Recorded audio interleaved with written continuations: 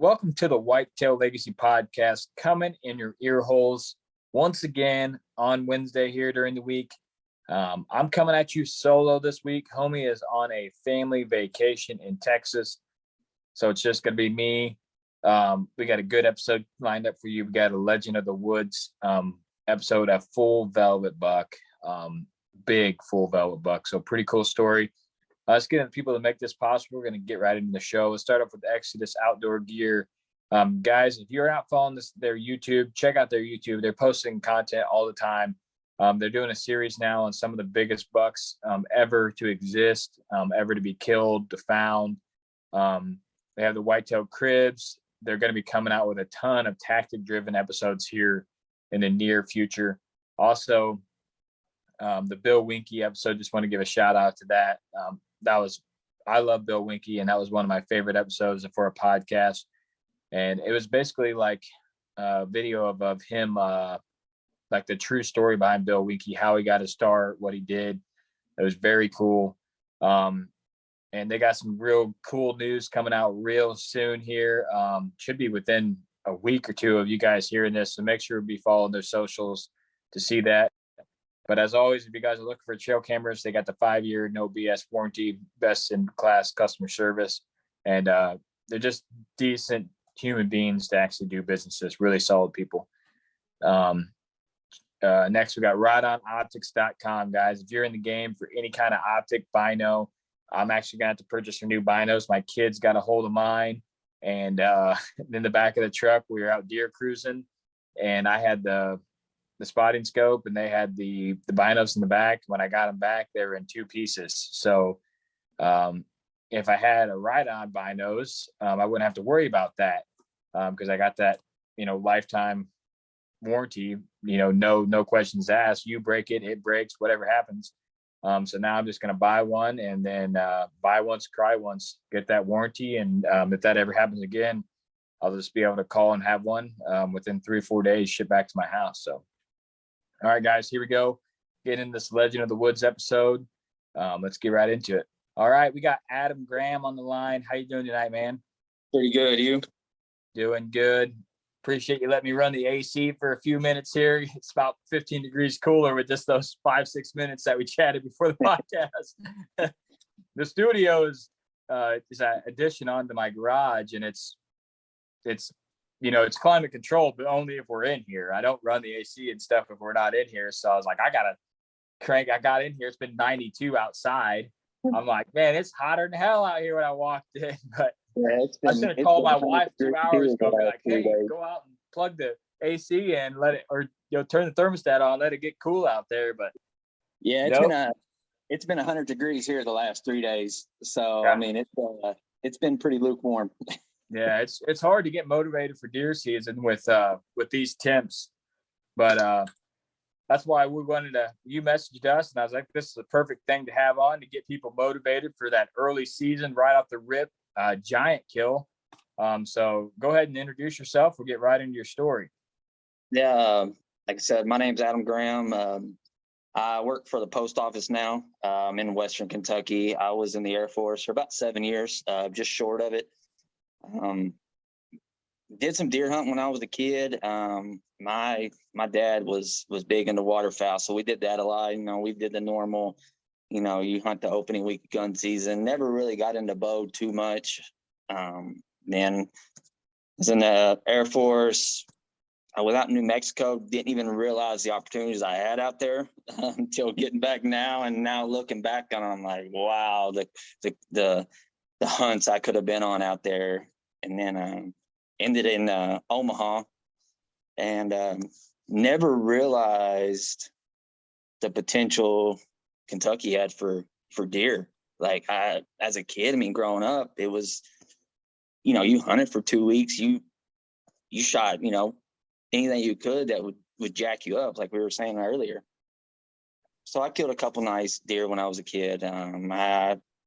I think the last buck I shot before this guy here was an 8-pointer, had a 23.5-inch spread. Didn't realize what I even killed. And, it jacked me up. I was 17 years old. So got out of the military, got back home, and started realizing the potential that Kentucky was growing, and the opportunity to kill a big velvet deer just, man, it jacked me up. So got into bow hunting, just I dive bombed in. Loved every minute of it. Got a small little piece, about 30, 40 acres, and there's a lot of logging that's been done in Kentucky. And if you don't take care of it right after you log it, it gets thick. I mean, it gets pretty woolly. And we had a little 30-acre piece, wasn't much. And I grew in 2 years before finding this property. I learned a lot. It was hard to hunt them deer in there, and I had a couple I was chasing. And long story short is, we found a little piece, ran into a guy that had about 30 acres and probably 10 minutes down the road. And I was driving 45 minutes anyways. I was like, well, this kind of works. Good. It's good deer county. It's an Ohio county. So we're up in the western side, close to the Ohio River. Illinois 45 minutes, Indiana's 30 minutes from me. So get to talking to this gentleman, and he had a bunch of property. It was actually going through a divorce and was letting this property just overgrow. Didn't want his old lady to sell it off. So he was like, look, you can go in here and hunt it. Didn't charge me much, but he's like, the only thing I ask is y'all keep it clean after I get it cleaned up originally. Cool, man, no problem. Like, got to looking on the topo maps. So this property ran more long than width, and it was on wasn't a creek, wasn't a river. It's kind of that in between, can't really cross it. So I think the widest point of this farm was maybe 600 acres from where the property started and that river, that creek.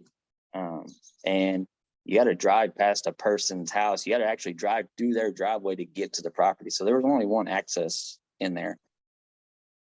Property in length was maybe a mile long. So it's kind of I got to looking on the topo maps, and I saw a couple little pinch points.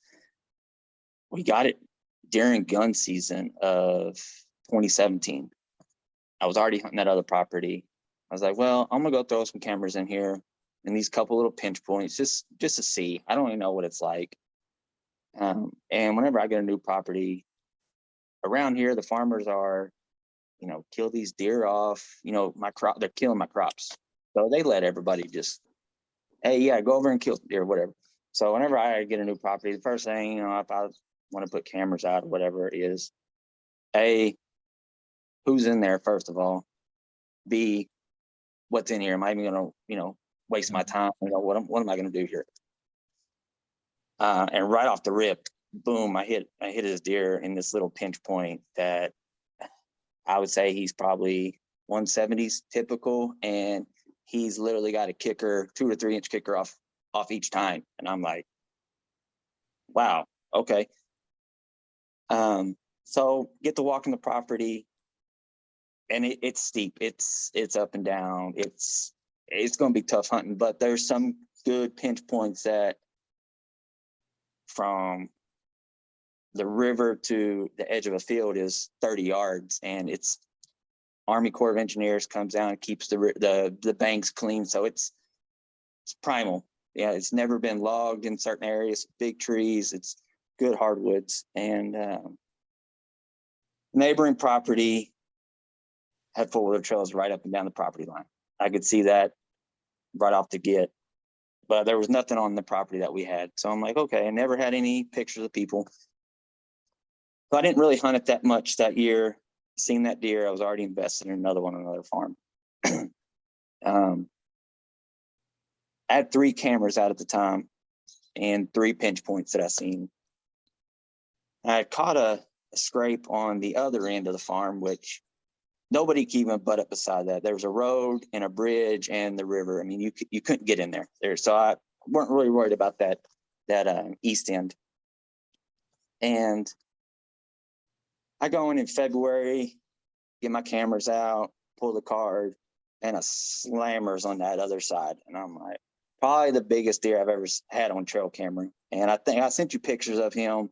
He's the one hitting that scrape. And I'm like, there's two giants running around here. Not very many does at all. So I'm like, okay, I got to figure this out. We jump into the summer months, and I'm looking at these places, and there's only one good spot to hunt in the summer for the south winds. Went in and put a little bean food plot in,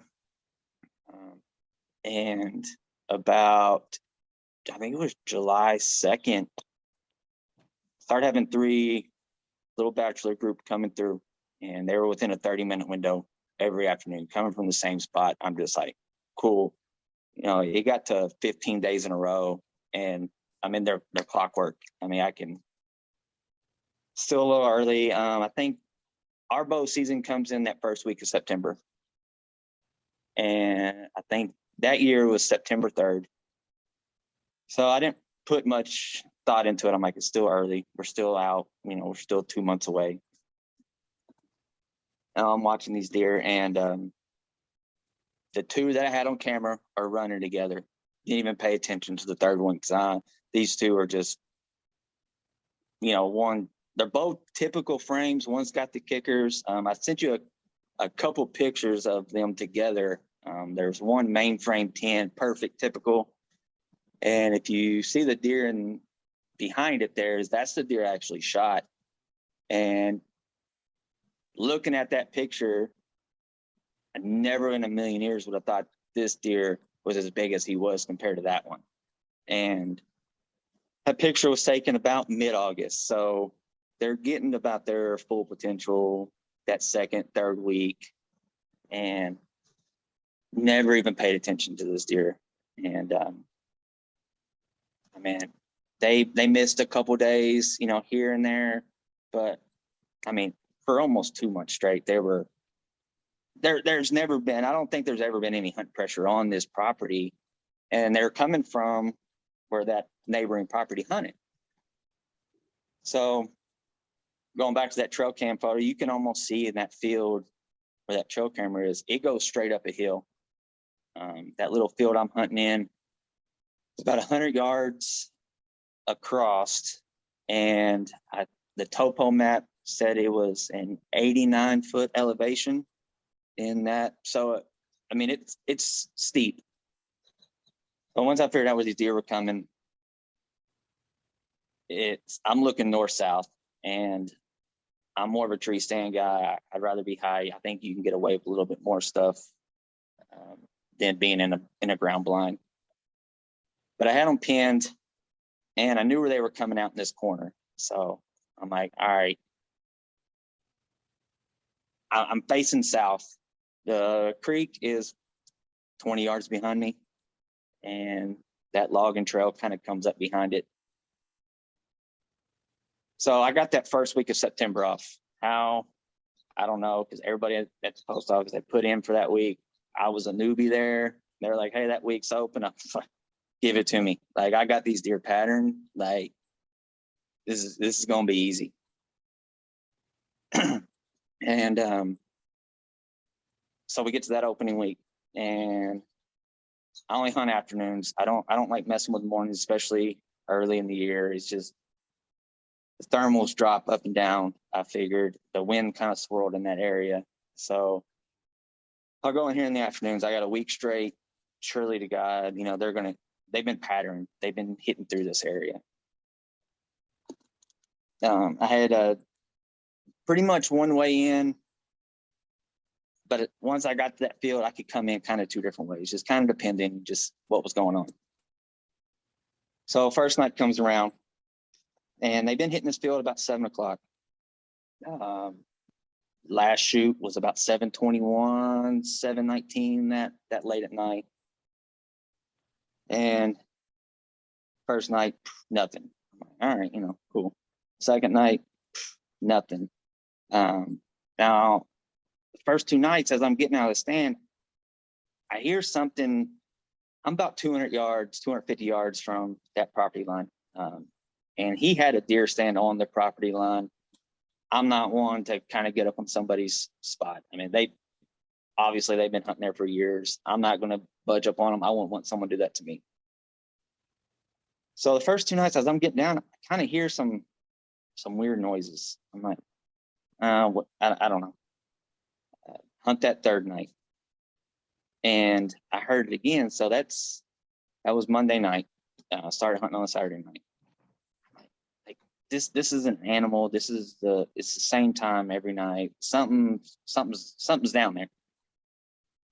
So Tuesday night, like, I'm gonna kind of step back here. There's kind of a little bit of a rock wall that I could butt up against, and I wanted to get an observation. So finding out that night, same time, neighboring property guy, well, he's jumping in a John boat, crossing the creek, hunting on another guy. So these deer are coming from him. Like, they're coming from his property. He doesn't even have a clue what's in between me and him.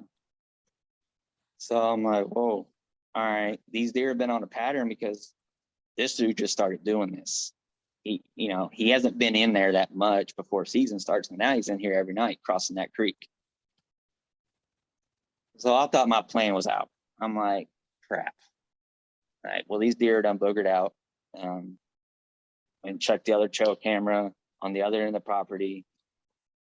There's not a lot of does. There's not, really much going on down there. So I'm thinking, surely this dude's not hunting every night. Maybe I can come in here every night, and there's going to be a night where he slips up and doesn't come. It doesn't mess with him. There was a fourth little buck that was running with them, a little half rack 8, wasn't much. So Thursday night comes, that little half rack comes out about 7 o'clock. And I'm like, okay, maybe this dude's not hunting tonight. And then right at dark, that typical 10 steps out, looks around, and I'm like, all right, here, he's coming out. It's about that time. He's about 40 yards, and it's getting dark quick. He ends up sliding in there right at dark, and I sat in the tree stand for another 45 minutes because I can hear him out there in the field. And I'm like, I got to go back to work on Saturday. So I got Friday night. I'm like, man, these deer have been doing this every day for almost 2 months straight. And the position I had at the post office at that time, I'm basically hunting Sundays. That's it.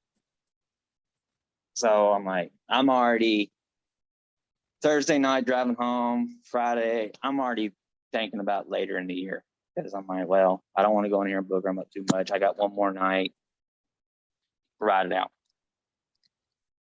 And so Friday comes along, and I get in there a little bit early. I just want to be there. You just never know. And man, it's about 6:45, and I'm pissed, more or less. I'm like, man, I was enthralled with these two deer. I mean, they were just deer of a lifetime. And I'm sitting there, I'm playing on my phone. My mind's just jacked. So I'm like, man, I had these deer dead to rights. And I know deer are unpredictable. Here in the early season, though, you can get them on a pattern, and you can get them. I didn't know how I was going to be that rut. So I'm sitting there, and it's about 7 o'clock. I'm playing on my phone. I'm ready to go. I'm exhausted. My mind's shot, and kind of happen to look down, and that half rack is 20 yards from me and coming from the opposite way. I'm like, okay. So he caught me in my pants down. My phone's in my hands. My bow's on the rack. And dumb mistake. I get it. Happen to look over, and another little buck comes out, ever seen before. I'm like, okay. And as I'm watching them, I look over, and this deer steps out, and I'm like, cool. He's at 35 yards and just standing there. I'm like, the deer's a lot bigger than I thought he was. Full velvet. Like, I'm not passing this deer. Like not a chance in the world. Mine's already raced. I'm like, all right, you know, I'm set down. I'm tucked away. It's getting dark. You know, I can get away with a little bit more right now, but I got eyeballs kind of everywhere. And this time, you know, they're deer funneling out. So I'm sitting there and I'm just waiting for my time. And a squirrel, I guess, drops a hickory nut 15 yards behind me. And they kind of booger. And as soon as they all look away, stand up, grab that bow, got it locked up. And all I got to do is draw back. My eyes are focused on him. I'm not worried about him too much. He's you know, he's coming. He's one of the last ones to come in. So he's pretty calm and relaxed. They're kind of feeding this little bean food plot. And they all start kind of working back in. This time I look down my watch, it's 7:13. I got about 6 to 7 minutes to make this right. So I'm not going to take an unethical shot. Like, these deer, they're not going anywhere. If I don't get him now, I'll catch him up to him here later in the year.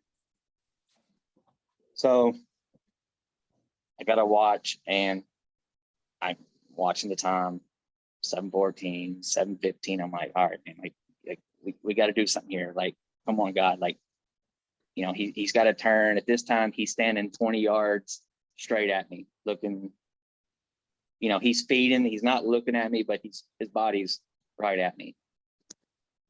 So I'm standing there, and same squirrel, I guess, drops another hickory nut. This time he kind of gets a little leery, and he takes one step to the left, turns that shoulder open, just ripped it 18 yards, and knew I hit a good shot. I had a loom knock, didn't go off. So it's getting dark, and I'm like, he boogers out, tail down, and I see him for about 70, 80 yards running. Like, man, like, going through my mind again, like, why did my not go off? Like, well, wait, I know I hit it, sounded good. I mean, just that thud.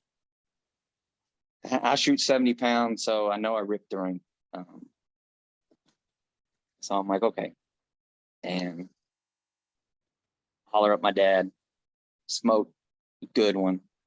Didn't realize how big he was, but man, he jacked me up. That full velvet, when he was standing there for that 10 minutes, my heart went racing, and I don't know why, but I afterwards, man, I about fell out of the stands. I was jacked up so much, like anybody else would be. So it's about a 45-minute drive from where we live to the farm. So my dad's like, head back to the truck, come up there, I'll meet you, we'll figure it out. So he ran the way I have to walk out. And like, man, I'm not going to look. I kind of look for some blood. And the beans are only about knee high, so they're not very tall. We didn't have really good production out of them. Didn't see any blood. Couldn't find my arrow. What the crap? Like, did I hit him in that no man's land? Like, nothing. Get up to the truck and waiting for my dad. And about 20 minutes goes by, and I hear some coyotes start ripping off. Oh, that ain't good. He was kind of running down towards that creek. So I'm like, I gotta walk down here. I gotta look. Right where he ran in at, I kind of just shine my light down in there just to kind of see. It's about 40 yards of woods in between the field and the creek. And as soon as I turn my light on, boom, white belly. And I'm like, ooh, all right. So backed out. Wanted my dad to be there. So we got up in there, and when I lifted him up, I was like, what did I just do? Like, there's no ground shrinkage on this thing. And my dad was jacked. He was like, what? And ended up scoring 179 3/8. He's a 12. He's got 4 on one side, about 5 on the other. He's got a couple kickers. The left beam was 26 inches. The right one was 24 inches. Ended up scoring, I think, like 166 after deductions, but just he had a couple of little pieces of velvet missing, bladed brows, bladed G2s, just beautiful. I mean, Hella time length, man. Hella time length on him. the left brow, I mean, it or the left main beam, I mean, it just does a U. I mean, It's almost like a lot of bucks are like they got good brows, weak twos, decent threes. He's got good brows, good twos, good threes, good fours. He's all out. The right G2 was only 9 inches, but the G4 was 10 inches. And then he hit the bottom of his rack while he was growing it. And I ended up calling him Zeus. The three on the right side there come out kind of like a trident. So I was like, Zeus, it's what he is. So he ended up kind of growing out a couple abnormal points where he had jammed a stick or something in his rack while he was growing it and shot it out. But yeah, he's definitely a very cool deer. So you can almost see that left hook on there. Yeah. So crazy how that beam's just like, woo, I'm cutting in. And then you can kind of see where he had hit it. He's got a mess going on there, huh? Kind of got an outside kicker point. And he kicked two of them out there. Nice.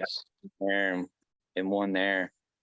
But yeah, I mean, bladed brow. Just cool how everything loops in, on that deer. Yeah. Makes it look like he's tall, but when you put a tape on those and they're you get that curve in it, you're like, oh shit, these are bigger than I thought. Yeah. So a couple takeaways I had is you were talking about you got a trail cam picture of him and you weren't really sure on him the size wise, and something that we've known over the past or learned over the past few years running a bunch of cams and getting velvet bucks is some of them grow way different than other ones. Like some you think everything else is about done and he'll put on 20 inches way late than some other deer that's already done. When we got Freeze the year I killed him in velvet towards the middle of the end of July, we thought he'd gone downhill. Like we thought he was gonna be like a heavy framed 160 class deer because he just wasn't, his time length wasn't there. His mass was there, but I feel like those bucks take so much time to grow the mass and stuff that they don't start shooting tines. But we've learned these deer are all different, and just because you got a buck that you're like, man, he's decent, but he's just not there in velvet, when next time you pull the cam, he could be there. They grow at a different rate, just like people, every year. And I don't know if it's genetics or what nutrition they have or what it is. Some of them are late bloomers or what's going on, because you see some bucks now that you're like, damn, that's a solid deer already. And then later in the year, another deer that you thought was smaller ends up being bigger than him. And it happens every year to us. So, well, the two that he was running with, I love a big, like just a framey typical, and that 10 and that 12 that he was running with were, I don't know if I locked in on them because they were just so framey and they had time length. I'm not 100% sure. I'm 95% sure. We ended up losing that farm. The following year, we actually had signed a 3-year lease with this guy, not even knowing, what was there, but getting a good piece of land around here is kind of tough. And I was like, look, I don't want to waste some time on, a 1 year. Like if I'll go ahead and pay you up front. He ended up voiding the contract after the following year. And I'm not going to lie, I didn't tell him I shot this deer on this property. He was letting me hunt it. You need to keep private around here. I'm paying him money to hunt there. To me, that's I'm the same way. Most of the time I don't tell landowners kind of that's burned me a couple of times on when when they sell the property and the picture of you holding the deer is in the ad to sell the property, you're like, damn, that's Yeah, kind of. ended up finding out through another person that he ended up leasing it a couple months later for 3 times what he was leasing it to me. And I'm like, Goes. But the next year, the other side of the road, not the guy that was crossing with the John boat, but shot a 212-inch 12, and I almost guarantee it was that deer on the other side of the property. But I didn't really put a lot of time in him because he was so random. I didn't have a lot of time on the property anyways, a full year. But yeah, and I sent you a picture of him, and he was an absolute tank. I tried to get my dad on him, and he was an old deer that, man, he knew. We found his rub lines. I think we had him hitting 8 pine trees that were telephone post size within about 50 yards. I mean, he had the area torn up, but you just, I mean, yeah, he was a toad. He was massive, but.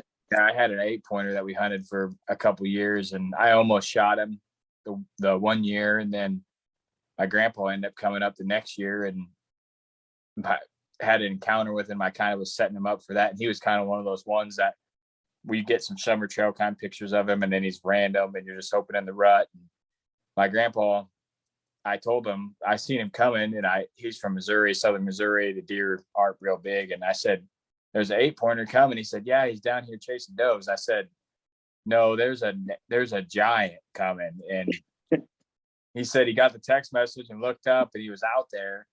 My grandpa was like, that is the biggest deer I've ever seen my whole entire life. He's like, I've seen 12-pointers that were smaller than that deer. And I was like, I had him at 75 yards, and I snort wheezed at him and scared him. And that's one of the multiple bucks. I won't snort wheeze a big deer now.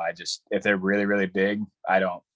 It's everyone I've ever done it to, it spooks them. So, but anyways, neighbor ended up killing that one, and it was a 184-inch 8-pointer. Yeah, and the guy that mounted the world record buck actually mounted that same deer. So I got to see the pictures of it mounted and everything on that guy's.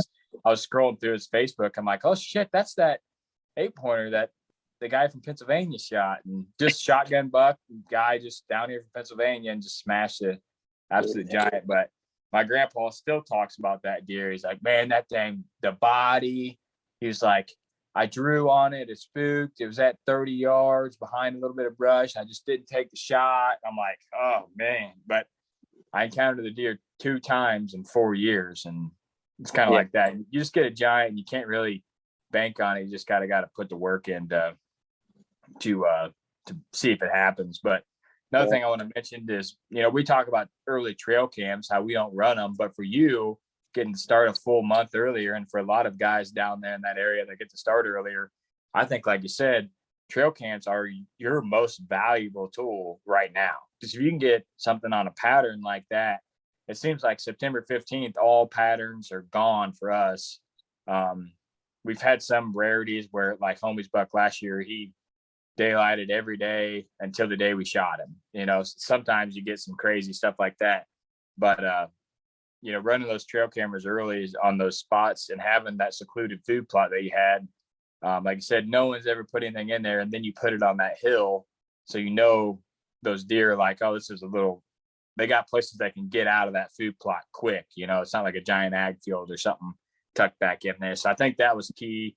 Running the trail cameras is key. And then props for you for keep going, because a lot of times, especially early, you ain't seeing shit. You're kind of like, man, it's tough to keep going that early, because you're like, I'm ruining it, I'm screwing it up. But you knew the bucks were in there, and if you would have not went that last day and said, hell, I'm just going to wait, you never would have killed that deer potentially. So props to you for just grinding it out. Because I think the more I talk to people, I think, especially if you have a spot like that you feel like you got a shot, if you do bump them up, you gotta rip it if there's anything close to patternable. I think it just depends on the property too. Because I mean, you can hunt the same spot on one farm and never mess up anything, but you hunt 2 or 3 days in a row on another farm and you blow it out for a month. And I think what helped with this one was there wasn't a lot of does in there. So what deer were traveling through there knew the property. They knew it when we put that plot in, because I've had it happen where you come into a new farm and you find a trail system or a corridor that they're moving in. And I know a lot of guys were like, in Kentucky, you can bait, you can put corn down and you can supplemental feed all year long. And they automatically start throwing feed out. Well, them deer were, in my eyes, they were already traveling that anyways. They don't need something else, because I think of that's going to trigger something in their mind like, hey, like this hasn't been here in the past. Why is this here now? And you have a camera flashing. It just kind of seems like it throws some variables out there sometimes. With this one, how I kind of had them coming through this field, I just wanted to give just a little bit of something to maybe kind of stop them for a second. And it worked, that time. Another thing I had wrote down here was doe numbers. Something that we've noticed throughout the last, 5-6 years, running a bunch of cams, hunting multiple different properties, is a lot of times the biggest deer aren't with the does early. They're not even, they're by themselves, secluded in a little bachelor group in a small kind of shitty piece of timber somewhere, or something that's out of the way. We've had bucks in velvet where there's no bucks with them at all. We've had bachelor groups. We get a lot of 2 and 3 packs where 2 bucks like to hang out together. And I think that half rack was probably those bucks' a satellite buck to kind of let you go out first. And you're the decoy. He was always the one that went first. And I believe that's the thing too, is the buck that I'm after now, I actually killed his satellite buck in the summer a couple of years ago on that same piece. So they were always together, and I seen that deer and I'm like, oh shit, that's Huffy from a mile away. You don't even think you're going to see him. But yeah, I think early season doe numbers matter. When I don't think the bucks like to be around all them other deer. I think it's more competition for browse, more competition for cover. And like you said, if there's less does, there's less chance of you getting bugged by something going in and out, so you can hunt a little bit more. Yeah. The best, and then during the rut, you obviously want the opposite. But I do think the urban piece that I hunt, there is a max number of does. Like, there's just too many does out there. When you see a buck, it's so right there. You don't ever have a pattern on bucks because the deer don't have to travel at all. So if there is a buck there, he's got 30 does. I went out there one time, seen 24 does, and 13 of them were in shooting range in one hunt. And I'm like, and I'm in the timber, like in the oaks, like in October. I'm not even on a field where like they're way out there. I can see 150 yards, there's just deer everywhere. You have to shoot a doe out there to be able to earn a buck tag out there, because it's a population control hunt. But there's not a lot of bucks there early. Very seldom at all have I seen a buck or got a buck. Now, late season, I see some, but also I don't see as many does there late season. So I don't know what the factor is. Of course, during the rut, there's a few that trickle in there, but there's something about doe, a big group of does. But I was thinking about it. I was talking to a buddy just a couple of days ago, and we've been seeing a lot of deer in the corn, eating corn silk stalks right now because their corn's planted later this year. And we never see like a bunch of does with bucks with them. It's always like a group of does and then a group of bucks. They're off doing their own thing. They're not like together, So there might be something to that right now. They don't want to hang out with them until their time is right, kind of like us. You don't want to hang out with them all the time. You got to hang out with the bros. This is the bro time right now. I think it gets so hot that they don't want to mess with them. Like, just get away from me, just like when your old lady wants to cuddle with you at night. Yeah. Like, no, get away. Yeah. I think there's something to that. If you got a property that maybe loaded with does, not saying there's not going to be a buck there, but there's probably a bachelor group somewhere else that's holed up. But like you said, that time of year, hell, shit, you can have a property with no bucks to a property with 10 bucks, in a week and a half right there. So that's kind of cool that it starts early, but it's also probably devastating. Because if you don't get it done, you're starting back to, you put all the work in to get it done, that first week or second week. And if it don't happen then, it's kind of probably a different ball game right Yeah, I after mean, that. it's kind of like 2 seasons in one. With us coming in, we're one of the earliest states there are, us in Tennessee, and you can catch them on that first week. But if you don't catch them on that first week and a half, it's kind of up in the air till about the end of October. They disappear. It's crazy, and it kind of breaks up the season a little bit. But then again, you go hard and then kind of take a break and then go hard again.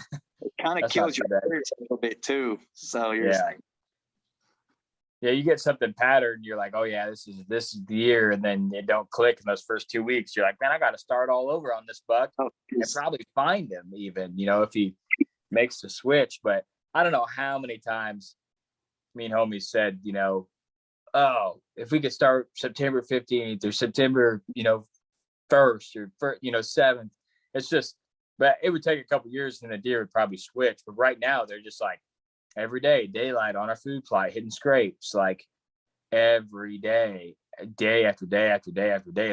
And then the one property, it's like, if you haven't killed something by the 5th of October, there's normally one that daylights from the 1st to the 5th, and you just got to pick your day. Yeah. And hopefully the wind's right and go in there and hunt. And, we've went in there on days and we're like, oh yeah, this is the one, and hunted. And then it's the next day, one daylights. You're like, damn it, you're running a mobile cam. You're like, well, pick the wrong day. And then after that, like you said, it's kind of a ghost town until later in the year. But yeah, I like the patterns. I like early in the year, and I like late in the season. The last one I shot a year ago was December 26th. Didn't seem for all of December, and he hit Christmas Eve, Christmas night on my cell cam. Of course, it's Christmas Eve, Christmas night. Yeah, you're like, of course. And he's hitting 5 o'clock. I'm like, he's in there. Old lady's like, you better go in there tomorrow. And sure enough, he was in there. And so it's something about the rut. I mean, it's fun because you never know. But man, it can kill your spirits because you just wear yourself out. You're either in the action or out of the action in the rut. There's no in between. You're either on a really good property that's holding a bunch of bucks and does, or you're hunting somewhere and you're just hoping for something to trot by. And I've had both. I've had, the property I killed him off and a lot of my bucks, dude, it's just best property I ever hunted, man. It was incredible. And like I said, I dedicated a lot of my kills to that, just having damn good property, because it was just so incredible. And now the last few years kills have been different. They've been like, okay, we really gotta grind this. I thought, hunting 5-6 days in a row was tough back then. Now I'm going 15-16 days in a row and still not killing shit, so definitely tough. But all right, man, well, I appreciate you coming on. Is there any Instagram or anything you want to shout out for people to get a picture of this buck other than the one that we share on our page? Yeah, my Instagram handle is adam.graham333. He's on there. So, yeah. Nice. So he's, in my eyes, he's beautiful. So. Oh, yeah. He's super cool, dude. Full velvet. You can't beat that, man.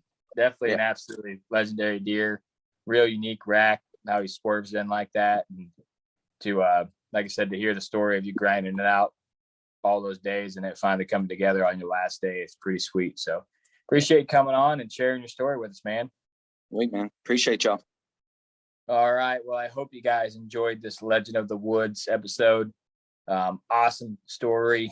Absolute giant velvet buck, putting the grind in there all that first week and not getting it done, thinking it's messed up, having neighbor problems, and still getting it done on a really awesome buck. So I love these Legend of the Woods stories, man. They get me excited for season. And it's really cool to hear just normal guys out there getting it done on world-class deer of what we're trying to do every year.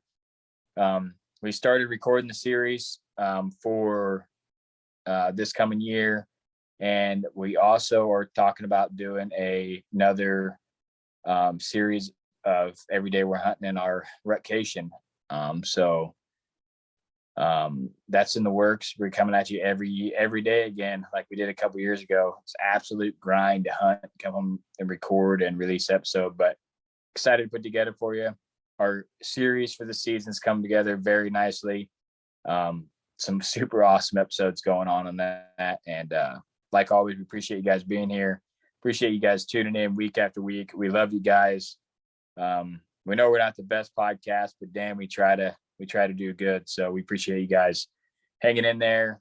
Like always, try to do the right thing, try to leave a legacy, and Whitetail Legacy is out.